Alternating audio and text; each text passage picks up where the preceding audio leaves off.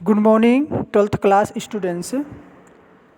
देखिए, अभी तक आपने डॉक्टर भीमराव अंबेडकर द्वारा अनुवादित श्रम विभाजन और जाति प्रथा ये चैप्टर पढ़ा। उसी के आगे मेरी कल्पना का आदर्श समाज ये भी शीर्षक से लिया है। इसमें देखिए, अंबेडकर जी जाति प्रथा सभ्य समाज के लिए घातक है, ऐसा इन्होंने बताया है। तो आज हम यहाँ से पढ़ते हैं। जाति प्रथा के खेदजनक परिणामों की नीरस गाथा को सुनते सुनाते आप में से कुछ लोग निश्चय ही ऊब गए होंगे। यह अस्वाभाविक भी नहीं है।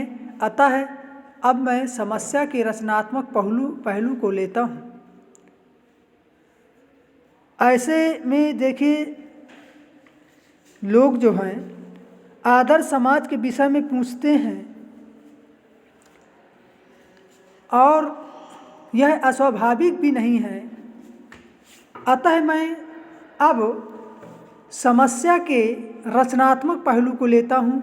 मेरे द्वारा जाति प्रथा की आलोचना सुनकर आप लोग मुझसे यह प्रश्न पूछना चाहेंगे कि यदि मैं जातियों के विरुद्ध हूँ तो फिर मेरी दृष्टि में आदर्श समाज क्या है?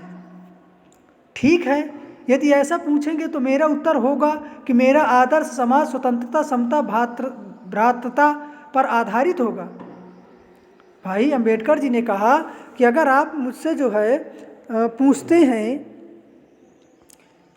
कि जातियों के विरुद्ध हूँ मैं, तो फिर मेरी दृष्टि में आदर्श समाज क्या है? ठीक है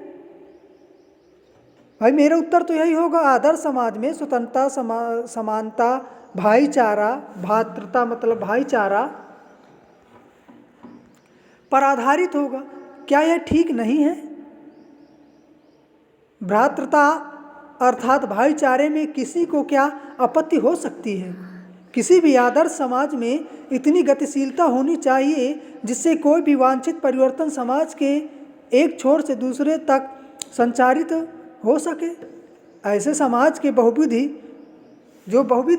हितों में सबका भाग होना चाहिए तथा सबको उनकी रक्षा के प्रति सजग रहना चाहिए। सामाजिक जीवन में अबाध संपर्क के अनेक साधन व अवसर उपलब्ध रहने चाहिए। तात्पर्य यह है कि दूध पानी के मिश्रण की तरह भाईचारे का यही वास्तविक रूप है। अंबेडकर जी ने कहा कि भाईचारे से आदर्श समाज को गतिशीलता मिलती है। सब समाज में सभी वर्गों के लोगों का हित होना चाहिए। उनके लोगों को दूध और पानी के मिश्रण की भांति रहना चाहिए। इस प्रकार उन्हें लोकतांत्रिक शासन की स्थापना करनी चाहिए और इसी का नाम ही लोकतंत्र है, क्योंकि लोकतंत्र केवल शासन की एक पद्धति ही नहीं, लोकतंत्र मूलतः है सामूहिक जीवनचर्या की एक रीति तथा समाज के सम्मिलित अनुभवों के आदान प्रदान का नाम है। लोकतंत्र केवल शासन की पद्धति नहीं है कि सिर्फ हम जिता दिया जाए और जीत जाए कोई और शासन करने लगे। लोकतंत्र मूलतः सामूहिक जीवनचर्या की एक रीति तथा समाज के सम्मिलित अनुभवों के आदान प्रदान का नाम है। इनमें यह आवश्यक है कि अपने साथियों के प्रति श्रद्धा व सम्मान का भाव हो। इसी प्रकार स्वतंत्रता पर भी क्या कोई आपत्ति हो सकती है? गमन आगमन की स्वाधीनता, जीवन तथा शारीरिक सुरक्षा की स्वाधीनता के अर्थों में शायद ही कोई स्वतंत्रता का विरोध करे।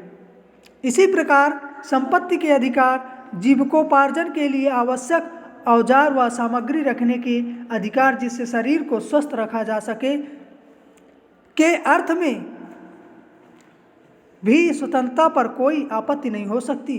तो फिर मनुष्य की शक्ति के सक्षम एवं प्रभावशाली प्रयोग को भी स्वतंत्रता क्यों ना प्रदान दी जाए।